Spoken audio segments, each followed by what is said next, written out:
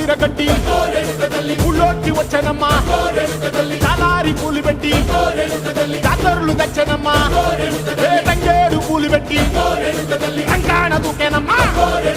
ముక్కు ముక్కెర పెట్టి ముల్లోకాల నెలనమ్మా